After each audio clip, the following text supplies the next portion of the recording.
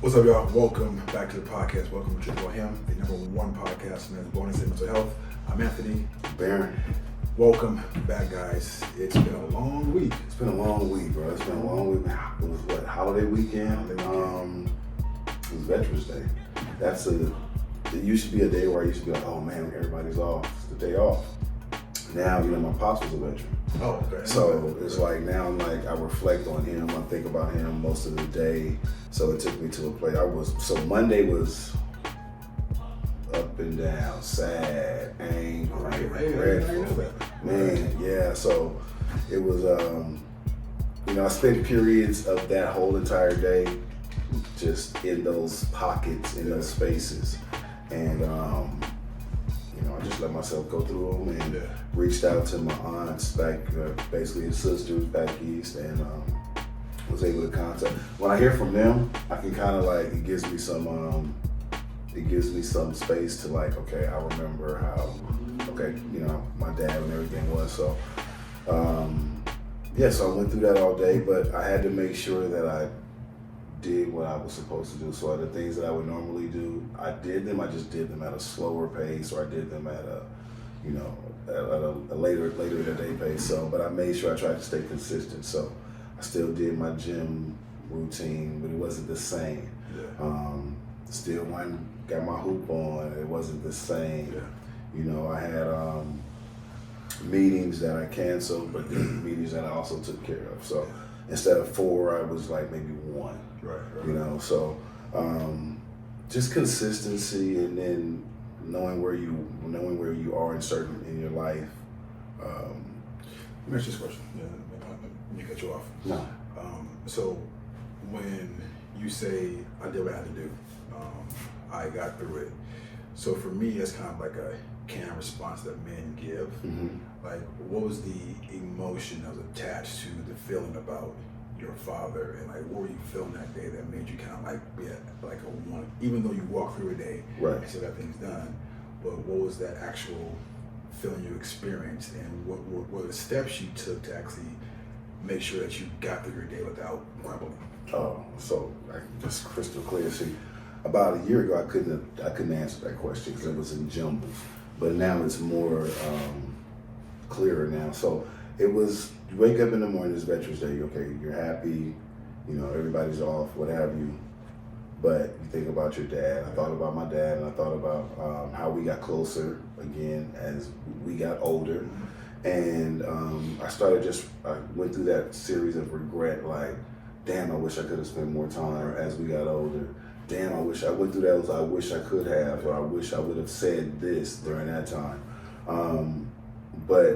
So I know you're enjoying the podcast, but I want to stop real quick and tell you about Barron's book, The Bro Code of Confidence. Now, men need confidence. Men need resilience. Men need to have a sense of purpose, but we don't always have that, right? We sometimes get stuck in figuring out who we are and what we need to do. The Bro Code is the perfect book to get you unstuck, to make things simpler so we can gain confidence and be resilient. Get the Bro Code, click the link in the description, get the Bro Code. Now back to the show. As soon as I was in that, I thought about it like, okay, he's looking. I envisioned both my parents looking down at me and talking to me.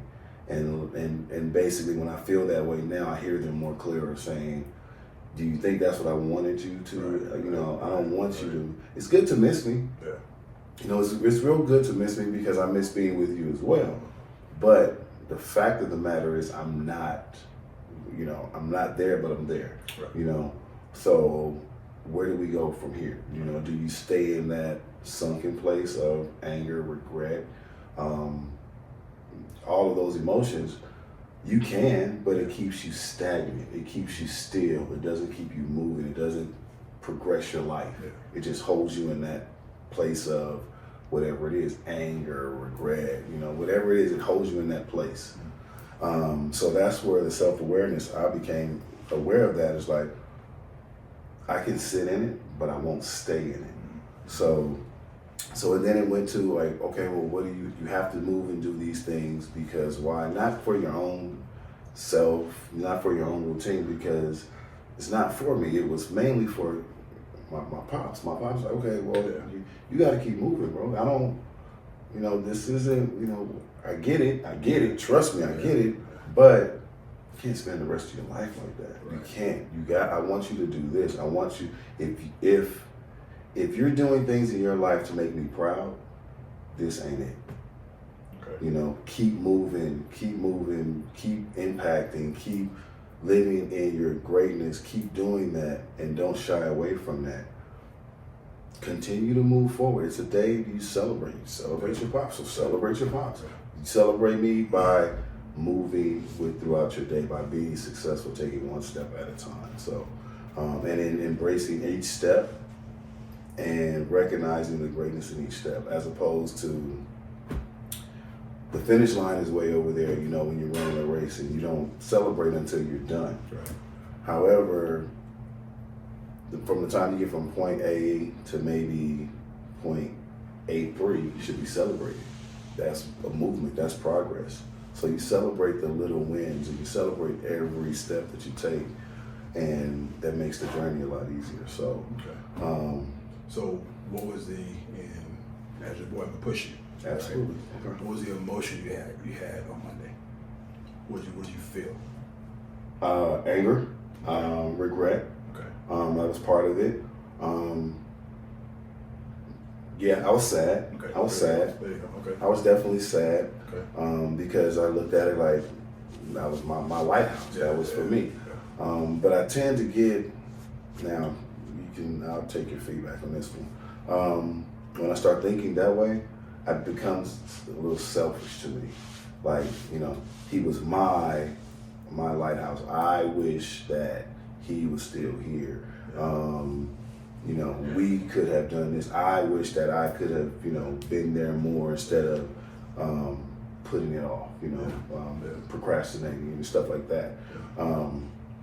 So I start thinking like that, and I'm like, damn, that's kind of selfish. Get out of that I movement, and then get into the, the we, the help, the us type of movement, the team, instead of get out of the I. So I think we should be allowed to have I moments as men, right? And sometimes it's okay to be a bit selfish, because we spend so much time, giving and weeding and having everything we do about everybody else. Mm-hmm. So I think sometimes those I moments, like y'all were saying, or we have a battery in the back, right? And it can be recharged. Right. So I think those I moments sometimes, like I know for me, it brings value to who I am. It kind of recharges me and reminds me that I am valuable, even though my job is to take care of people. Mm-hmm. But sometimes I think that I moment is important, because we recognize who we are, or we remind ourselves who we are, remind ourselves how important we are, because we don't always, even though our family knows that, mm-hmm. people out there know, we don't always hear that or feel that, right? Mm-hmm. And one thing I heard from you is that you made videos saying that men don't get their flowers until they die, right? And flowers can be the physical ones, or it can be metaphor, it can be words, but I don't think certain moments that are I moments are selfish, right? If that was your character, if that was you, but I know that's not you, right? So having that I moment, it's like a self-care, right? You go to play basketball for you, right? You go to the gym for you, and do you feel selfish during those times? Oh no. Okay. So I think that's what it is if it's a self-help or self-improvement, or something for self to get yourself out of the rigors of life, then I think it's easier for us to take that time out, for us to say the I. Yeah. But in operating in a place of like emotion, now when I say I was sad, but I wasn't like as bad as I was before. Yeah. But I think when you're in a place of sadness, it's kind of easy to get out of it when you think you're being selfish. Right. That's what I meant. Like, that's kind of helped me get out of it, because I kept saying I in that pocket of sadness. So it kind of helped me to get out of it by taking me out of the equation, and then still moving on and taking the necessary steps forward that day. And it might not have been, huge steps. I may not have spent 2.5 hours in the gym. All right. It's just a little. We got fans coming in, and so make sure we get those security. We get into that. But yeah, so that helped me get out of that part of that pocket right there. It helped me get out of that mind frame by just saying, okay, just take steps forward. Don't linger. Don't stay in it. You can carry it with you and move forward. Eventually, it gets, as you go forward, it gets lighter and lighter. Right. But by the end of the day, I was in a really good place. I was proud of myself that I went through that. It wasn't as bad as it has been before. Yeah. So yeah, and like I say, in all the time, in the long run, he's proud. So it's like, okay, and you just keep it pushing, and you know they're smiling down on you. You know you're doing the right thing. So yeah, just continue to move in that light. But proud to be him, proud of him as a veteran, proud of him to be my pops, and the stuff that he taught me is like, man, I'm organized to this day, I think, because of it. Like certain parts of You're very organized. certain parts of me was very organized. So that is not my strong suit. So I'm glad my partner. Yeah. Organization for me is like, nah. Yeah, well, that's why we like peanut butter and jelly, bro. Right. It's like it's a perfect fit. But I really, really think that came from him. Right. My mom was a loving person. My pops was like, this goes here. Everything has a place. Yeah. If everything doesn't have a place, then what's wrong in your life? Like, everything should have a place in your life. And if it doesn't, then something's wrong. You need to exit it. So, yeah, that man was, but it was cool, though. I hated it growing up. I definitely hated it growing up. We getting off way off, but I got to share this one because we would on, like, let's say a Saturday or Sunday, all four of us would be at the house, my brother, my mom, and everything, right? And we'd have a full course breakfast, full course lunch, full course dinner. That every day, that Saturday. So, but it sounded good, but shit, I had to wash the dishes. I was washing the dishes 3 times a day, bro. Like, now these kids, I'm not doing that. I'd rather order something and then have it delivered. Pops didn't have that. Pops, we're eating this. We're having this for breakfast. We're having this for lunch, and then we're gonna have this for dinner. I'm like, man, right? Who's washing all these dishes? Right. Barron? Pretty much. My brother didn't wash not a dish. So, but that was my week, bro. I've been pretty good. I'm proud of us though. We're looking like we're putting pen to paper. Yeah, definitely doing that. We're definitely putting pen to paper. So we got some literature out there. Yeah. I'm proud of the mantle. But I'm gonna let you. I didn't even ask you about your week. How was your week? Well, we got really off track. Yeah, no, actually it's on track because our topic today is about children and parents and fathers and mothers. So it's actually perfect. I mean, I don't think you knew what you were getting into. I didn't think I knew that. That aligns with what we're talking about. Yeah. My week was cool. It was definitely better than last week up until Tuesday. I'm laughing already. Up until Tuesday, but okay, we gonna share that. Everything that I do that happens to me now in life, I look at it as like a lesson. Right? Yes, you have to. Lesson in that, right? So Tuesday, I'm walking up to my door, and I hit the corner, and I see a good old skunk. So the skunk scared me. Right. I scared the skunk, but the skunk was able to defend himself. Of course. And I got sprayed with skunk stank. And that's Tuesday. Right. Today's Thursday. Yeah. And it's still lingering. It's gonna linger. Right? It's gonna linger. It's gonna linger. So, my lesson to that was sometimes when you least expect it, life will get smelly. Okay. Right? Life will stink. You will have your skunk moment. Right? Yeah. But you can't sit and let that define who you are, what you represent, your value to the world, right? when life gets smelly, you have to keep pushing. But you got to recognize, right now, I stink. Right now, life stink. You do what you do to get this stink off you, but you can't sit in that stink. Right. So, growing up, playing sports, you're taught a championship mentality, right? You push through, you go through no matter what. Your job is to persevere and overcome all the challenges that life throws at you. Right. That's what sports teach you. Sports teach you how to be champion.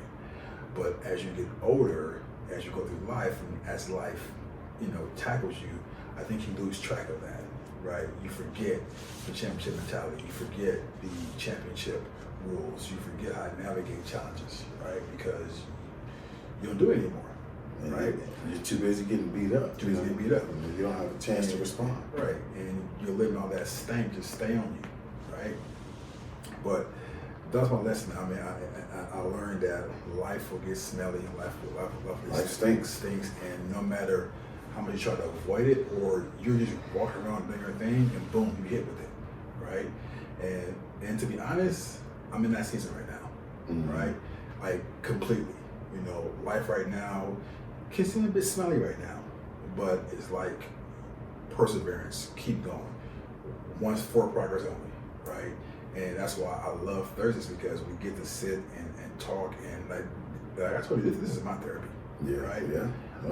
So I get so excited about this time, but yeah, that's my week. That's my lesson. And I still it's still lingering a bit, but hey. But it's lingering, and we were just talking about the progress and celebrating progress from every stage, from stage 1 to stage 1B. Right. It don't smell as bad as it did Tuesday. It don't. But that's 100%. That is progress. It's not. That is, you're trending in the right direction. Yeah. So I think that's where we got at. Like, we're gonna have problems. Yeah. We're gonna have issues. We're gonna stink. We gonna stink. We gonna stink. I mean, they crucified Jesus like a mother. So if they did that to him, who are we? If they did it to him, that's gonna crucify me. I wonder what that's gonna think right now. You know what? I was hoping and praying that skunk got his head bit off by Coyote. I'm like, nah. The skunk was just doing his job. The skunk only did what he knew how to do, right? So me respect anything else is like, I'm good, but I know from right now, the skunk, I will run out of the way if I see the skunk ever again. I bet now your eyes are open when you've been corners now. You're more alert. Yesterday I walked up and had my light on. Before I walked up. Yep. Like, nah, it's happening to me again. Because it only has to happen once. That's it. So, I mean, but that's being aware. That's being intuitive. We're gonna make mistakes. We're gonna fall down. Yeah. But the learning part is we're going to learn from those mistakes. Right. So we don't repeat the same one. So that, as I get older, I embrace mistakes because I learn from them. Right. But I don't want to make the same mistakes over and over. That's where the growth comes in. So. Man, we had interesting weeks, boy. We had some interesting. That's what taught me that you have to always continue to walk with your head up. That's very important. Yeah, walk with your head up. No matter what. Right. Walk with your head up. So, yeah. Shoulders back. Weeks was very interesting. So we damn it have to do a podcast. Man, let's get to the topic. Yes, the topic. What are we going to talk about? So our topic is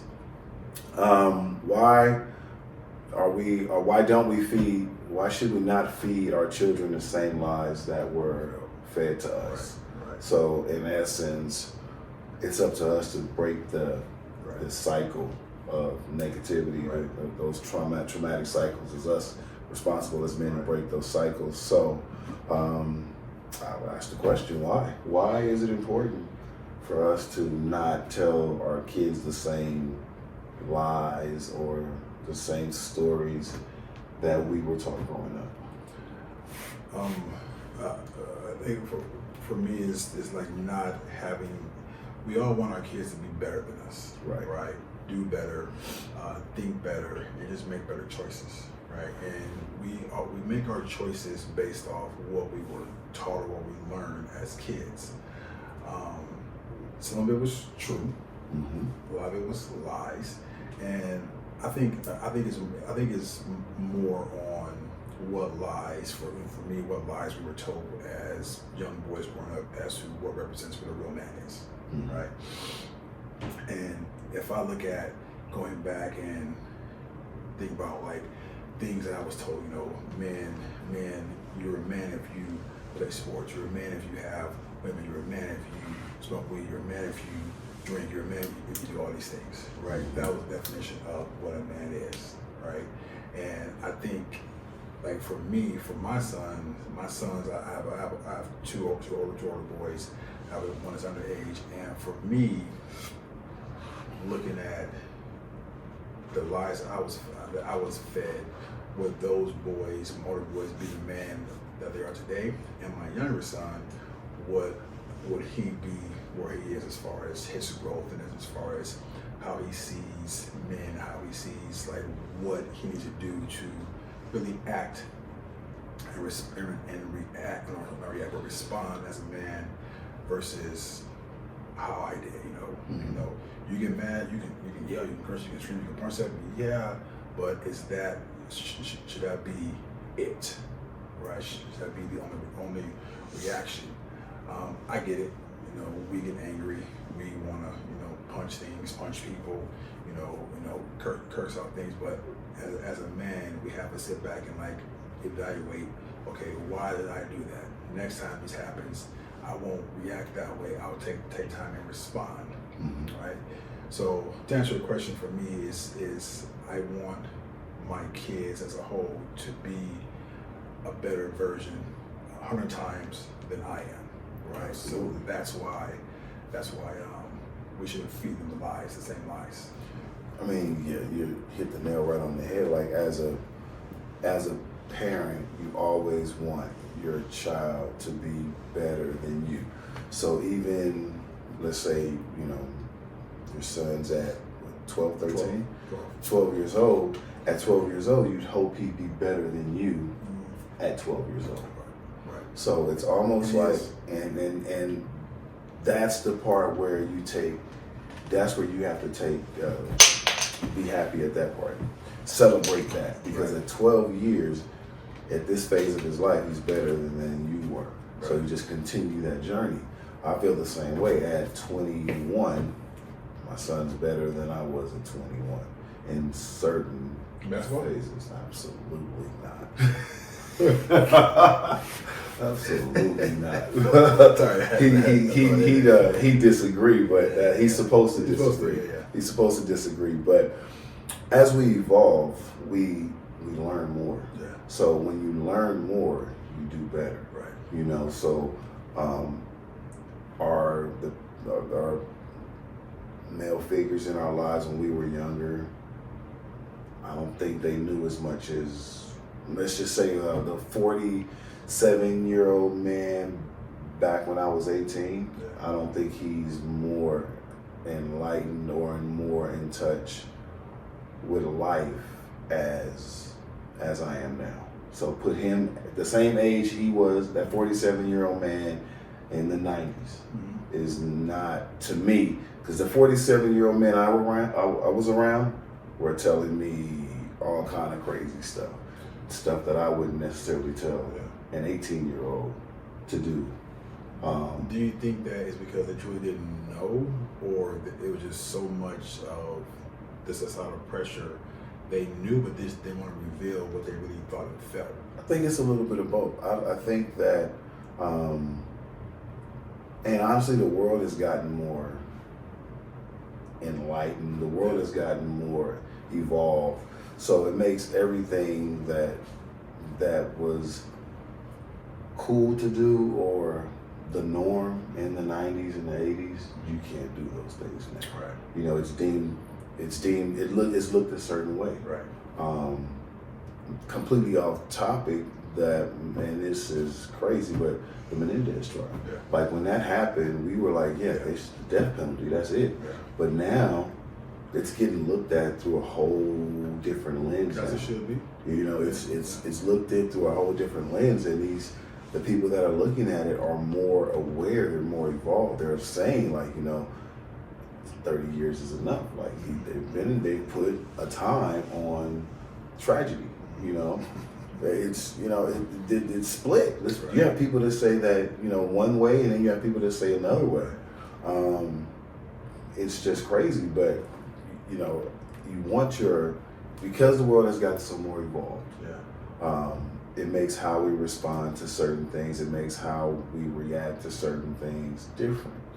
Yeah. And so that's where we have to make sure that our kids are not as, and then it sounds crazy, they're not as archaic as we were, you know, but now they have so much access to do a whole bunch of different things. We didn't have that. We had limited access. We had limited TV channels. We had limited resources. Our phones were not as advanced as they are now. I mean, these phones are more advanced than the computers we had in school. Right. You know, far more advanced. You know, so that just it's at the tip of our fingertips. So yes, they've gotten more evolved. Yes, they've gotten more educated, because you can get educated. We got educated the right way. You went to school. Yeah. But the streets will educate you at the bus stops, at the parks, at parties. You know, you got educated that way. These kids don't go to parties like that no more. These kids don't do that stuff no more. So what are they doing? FaceTime, you know, Zooms and all of that stuff. So they're more personal, but just thousands of miles away, because it's gotten so advanced. Yeah. So we have to be better. We have to move in with the times. If not, we get left behind, because time waits for nobody. Yeah. Not at all. It definitely doesn't. And I'm thinking, like, one of the lies that was fed to me is, when as men we don't communicate, and we make a mistake, we don't admit to our mistakes, you know, because we're men. Egos. And I was talking to my son yesterday, and I asked him a question that I was never asked, because, you know, I have a father, right? It's like, my son, what do you think my role is as your father, right? And he stopped. It's like, to be there, to take care. I mean, he's 12, so right. he can't really, you know, articulate everything, but like, to be there, to care. And something that your son said at Last Collective, like rings in my head all the time. It's like, kids know, like, we know, right? It's like, no matter what you guys put out there as kids, we know, right? Or like, we see everything, right? So over the past week, there was a situation that was going on, and I asked my girl the same question. I'm like, I have two questions for you, right? One is, the situation that we're going through, do you feel that I lied to you in any way, right?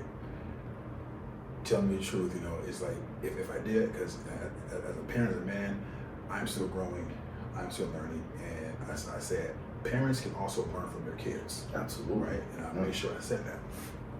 I'm like, no, you didn't lie.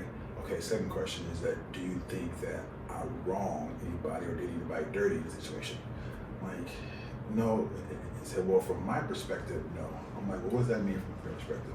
Well, someone else is saying this. Right? I'm like, okay, that's cool, but I want to know what you think for like your mind. Right? They're like, no, I don't think so. So us as parents asking our kids questions, and if we feel a certain way, to make sure that we express that to them, because again, the lie is that, you know, men don't have emotions, don't speak, and don't admit when they're wrong.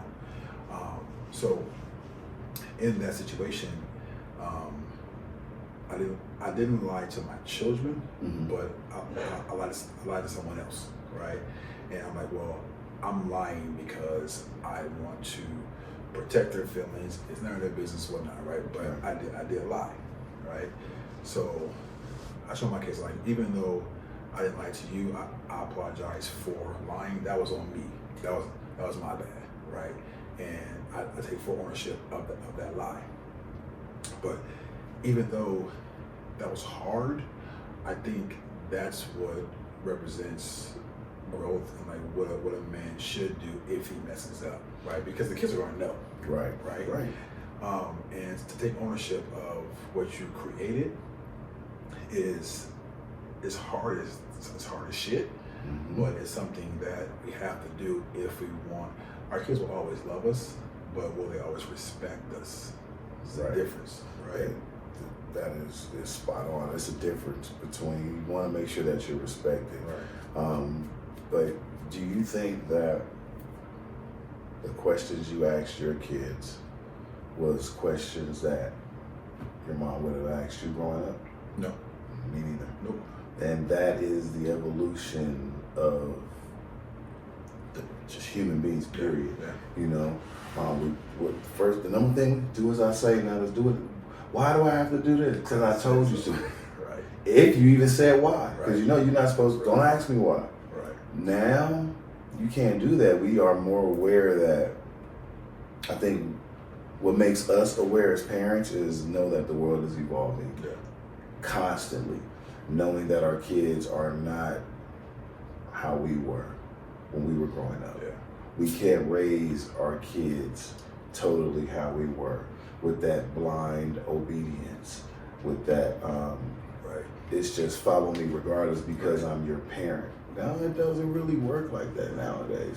You know, you have to establish that from the beginning. Right. My mom used to always say, you put in your kids, you get out your kids what you put in. Right. So whatever you put into the bank as an investment, if you don't put nothing in that bank, you don't get anything out. Right. So only a fool is going to expect to open up a bank account, never put anything in it for years, and go back to that bank account and say, I'm going to pull out $5,000. Yeah.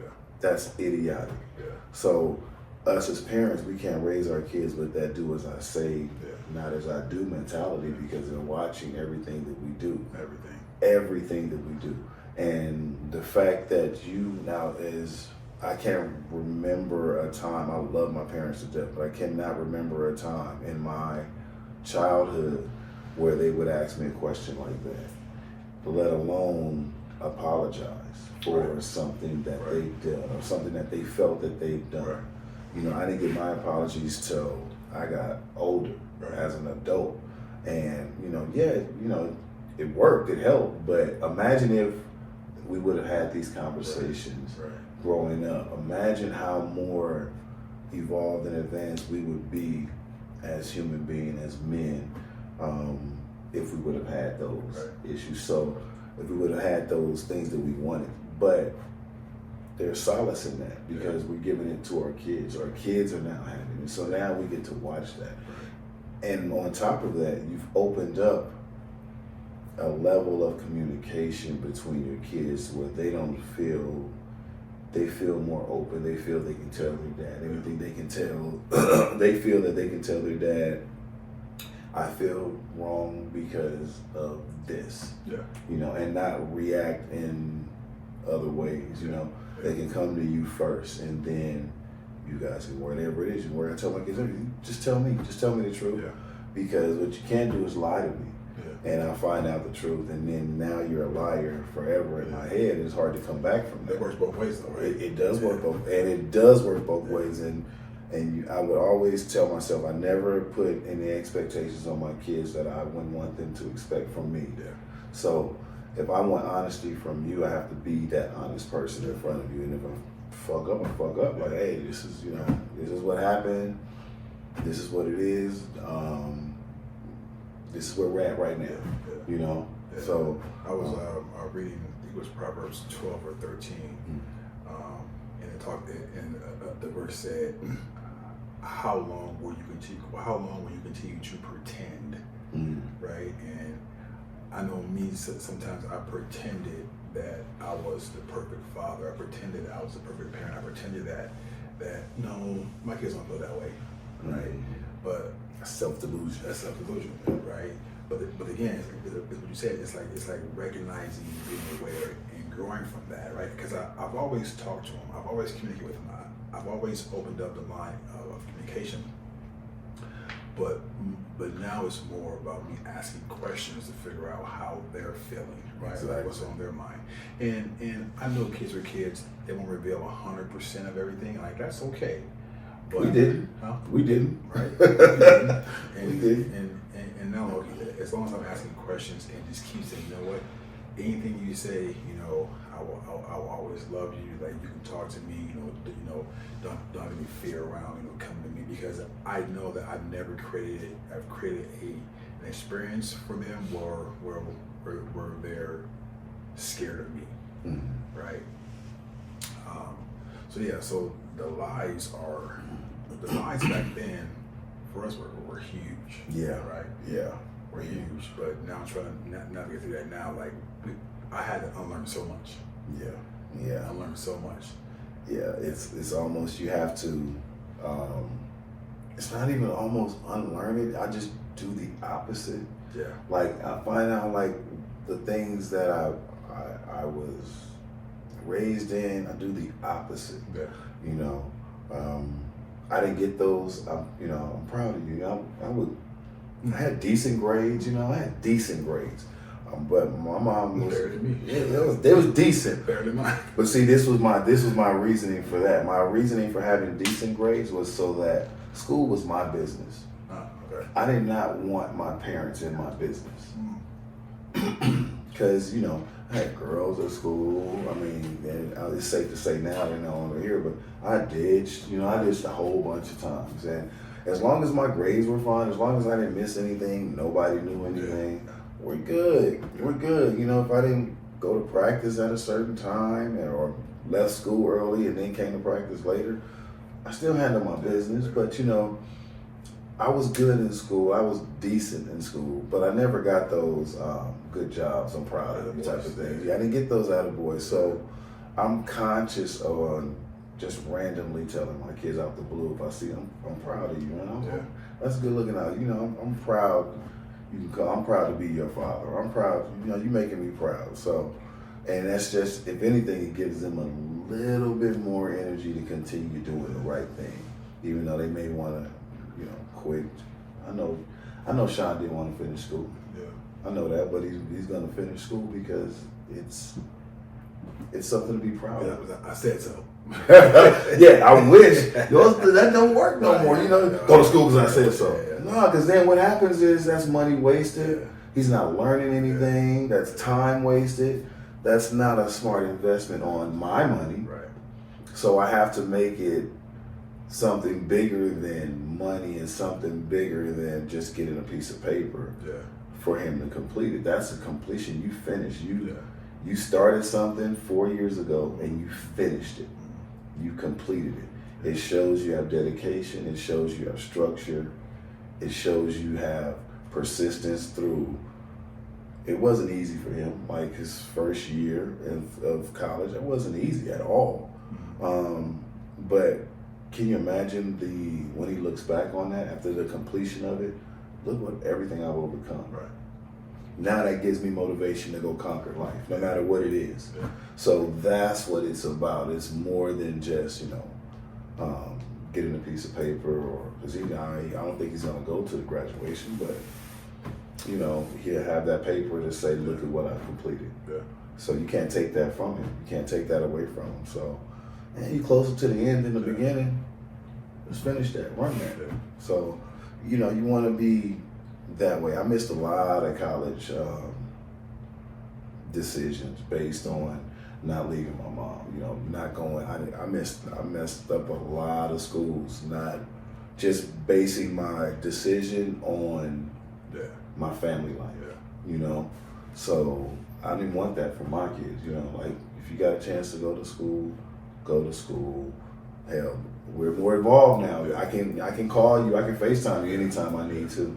So it's just a matter of being there and being conscious and being present in your kid's life and recognizing the things that you wish you had when you were growing up. Right. And then you just you input that and you activate that into your parenting lifestyle. Yeah, you're right. I wish I had someone like to just ask me questions, about anything, right?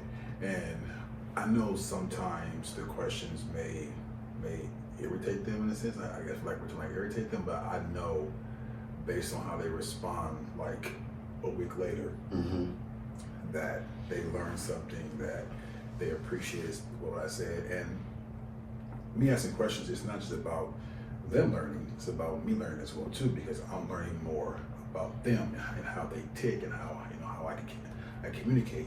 And like, you're right, like back in the day, if like I'm in the car and I say something remotely smart to my mom, grandma, auntie, I'm like, this is coming back. Yep. Right? I taste the blood right now. Yeah. So some of that is like, my son said something like, oh, you know what? Let me hear him out. I mean, of course, if it's overboard, I would check that, of course. Right. But not immediately shut any of them down because I don't like how it's coming out. Right? It's like how they communicate is based on how we taught them. Right? Yeah. And of course, they're influenced by social media and all that too. But if something kind of like escalates, I can get firm, but I don't get mad. But they all, example,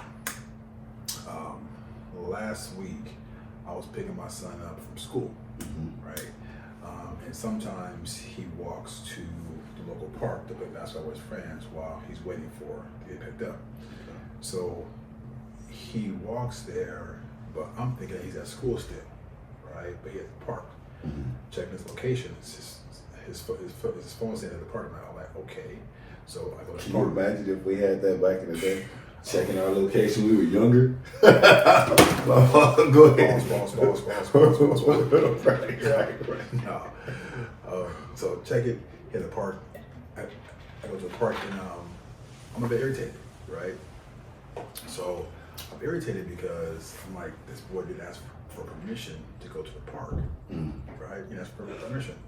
So I get there, I'm like, okay, who said that you can come here? Who'd you ask?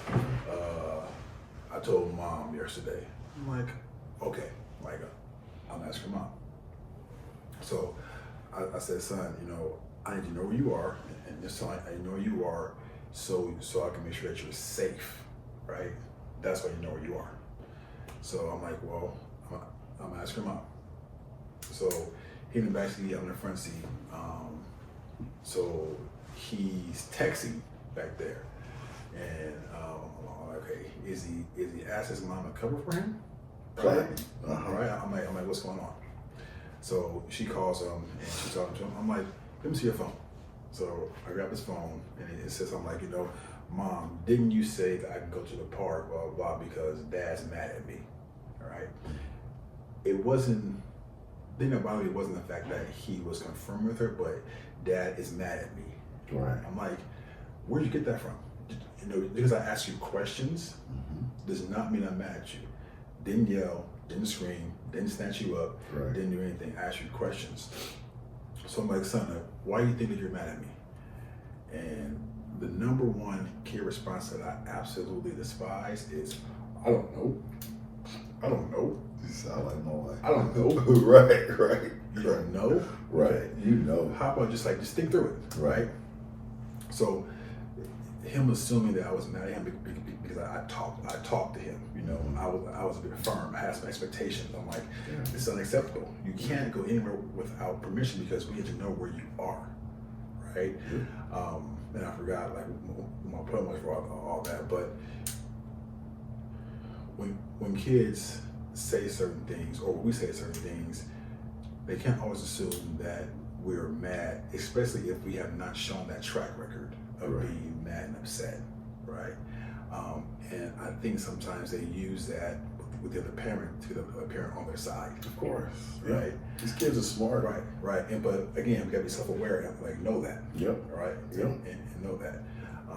So again, lying, thinking that we cannot communicate openly with our kids, and they don't always have to understand, but one day they will. Right. Just keep talking. And it's what I like to call now is this is a teachable moment. Mm-hmm. This was a teachable moment for your son. Like, regardless of what you told your mom yesterday and whatever she okayed yesterday, who's picking you up today? Right. Don't you think I should have been made aware of that? Right. Because not that, times it's crazy out here right now. Kids getting snatched up. So these things that, if I'm aware as a parent, I need you to be aware as my child, right? So that you are knowledgeable and you know that, okay, well, Dad, it's cool if I go to the park. 10 times out of 10, it's going to be cool. 100%. But it's just the communication part, right? So I look at that as a teachable moment. No, I'm not mad at you, but this is a teachable moment right now. Right. And I need you to learn from this. Right. You're going to make mistakes because you're 12. You've only been on this planet 12 years. Right. You're going to make mistakes. Hell, we still make mistakes. 49 years. So, I make mistakes. so we still make mistakes, Right. but we learn from our mistakes, Right. and we don't repeat the same mistakes. So, okay, granted, this happened. Yeah. Let's not make this a habit. Yeah. Let's communicate a little bit better in the future moving forward. If you want to go to the park, shoot me a text, call me, let me know, and then I'll let you know, okay, it's cool or it's not cool, because I'm on a time schedule, you know? So I need you to be where I'm supposed to pick you up. So today's not going to be one of those days where you're going to be able to go to the park. Right. It's a teachable moment. Yeah. So then that's how we got to navigate now. All that, I told you to be at this place because that's where I told you to be. Yeah. Don't be doing it. You see how automatically that comes out? I get defensive just saying it. You can't. Those days don't work no more. We've moved on. Yeah, and I think in doing that, you build better kids with better character, right? Because right now, I mean, character is everything, and allowing them that space to mess up. Right, because I don't think when I grew up I was allowed that space, like, to mess up. I mess up like that. That was just it. I'm like, so it's not okay to mess up. And then going into my adult life, like, damn, the pressure to mess up. And then I tell them, like, it's okay to mess up. You're going to make mistakes. You're going to do things wrong, say things wrong, and you're going to experience life in ways that you didn't expect. But it's okay. Take that and learn from that, and embrace that. A lot of times, people in general are demonized for their mistakes, right? Demonized for the choice that they make. We are going to make bad choices. We are, but we have to. I think that if you build so much character in your kids now as they grow up, when they get older, and those demonizing people come into their lives, they'll know how to deal with it better, right? Because you walk them through certain things. Exactly. Right. They're prepared. And I tell my kids in sports, I say, you're not here in sports. The number reason that you're not here in sports is it's not to, win every game, get a scholarship. It's like so you can learn how to navigate through life, learn how to be a champion, because sports can teach you a whole lot about life. A whole lot. You gotta deal with adversity. Yep. You gotta deal with but you gotta be open to learning all of this. So when I look at when I watch college games, even high school games, and let's say a team gets blown out, let's say 60 to whatever, 2 or 3 or 5. At the end of that game, they have to see each other. They have to touch hands. That teaches these kids, even though you got the brakes beat off of you, you have to be man enough, adult enough, a human being enough to be able to good game. Right. Good game. Right. That teaches you how to handle losses in life. Right. When you catch L's in life, are you going to be bitter to everybody around you? It happens. It happens. We all catch an L. Yeah. That is how we handle that. And I think that's what high school sports, that's what sports in general teaches. Teaches you, we can win, but what about the other side of it? Yeah. What about that team, girls college basketball, SC just beat the brakes off of Northridge. like 130 something to like 39. They got juju. They got beat. True. They got beat by 85 points. Damn. But that team and that coach had to tell those kids something during that game. What did that? I can imagine how they felt after the first half. Yeah. They still had a whole second half. They had to compete. They had to. It's a mindset. You have to finish the game. You gotta finish. You gotta finish the game, and then you have to be big enough to congratulate your victor. Yeah. You know, that teaches a lot, and I think people it gets lost in sports. Yeah. That aspect gets lost in sports to me. That the losers are the ones, and I hate to say even losers, but the ones that didn't win. They have to be humble enough and be big enough to congratulate the victors.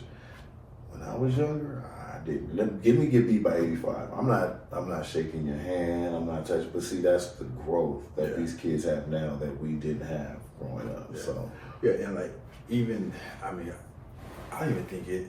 So one, when you do that and you shake hands, it gives, to me, it shows sportsmanship, and it also gives encouragement to the losing team who didn't win, to go out and try again the next day, right? But even kids, when you're not playing organized sports, it's complete chaos, right? Complete chaos. LA Fitness, who are 24-hour Fitness, those guys lose and they walk off cussing and screaming and F this and that. You feel? I mean, it's like you have to be in a position where you're able to be coached by someone, and it shows me these guys who are out there playing ball, they were once coached. How was the coach? Right? They learned from somewhere. Right? They did learn from somewhere. Right? Like, and I look at attitudes, and I go back to the movie Remember Titans with Denzel, right? And dude was challenging the team captain, and team captain said, "You guys are so disrespectful. Your attitude sucks." And he responded, "Leadership, attitude dictates leadership." Mm-hmm. No, I'm sorry. Leadership dictates attitude, right? The leadership that you have will dictate the people who follow you, dictate their attitude. If you're a powerful leader, a steadfast leader, your tribe will be the same thing. But if you're rude and disrespectful, your tribe will be the same way. Right? So my attitude, your leadership really depicts my attitude, right? So it's like when we're growing up, coaching these kids and leading these kids, and it has to be from a place that, one, we didn't come from, because we came from a different background. Right. Learning what makes them tick, learning how to communicate, changing the way that we see things and say things and operate, because our whole goal is to get into their head and have them perform at their highest level. So you take that to the world and be successful. Right. Yeah. Right. Yeah. So that's where we are on like, not feeding our kids the same lies that we were felt. Did we hit the subject? I think we hit the subject. Yeah. Okay. Typical us. Yeah. Typical us. We did hit the subject. Closing for us. No, it's just it's our responsibility. Just rounding out this episode, it's our responsibility as fathers to be the change in our kids that we want to see. And to be present in their lives, no matter what. Like, allow them to mess up. Be present, even if you don't know what to say. Just be present in their lives. Just be there, and then give them grace and let them know that no matter what's been said, no matter what's been done, this family is still here. Your dad is still here. I got your back, 1,000%.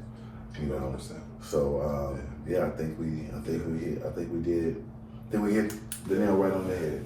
You said something that reminded me of, Jason Williamson. So he's a guy on Instagram, and he on social media, he really talks about fatherhood and men, and I'll say this today, he will be on our podcast one day, right? Huge influencer. He talks about how you don't always need words to connect with your kids. He's like, my son, I just go in his room sometimes and just lay on the floor. He just lay there. He's on his phone or whatever. I'm just laying there with him next to him on the phone. Like, that's huge. Yeah. Don't say that. It's just the connection piece, right? So that was massive for me. Yeah. So I mean, me and my son, we used PlayStation.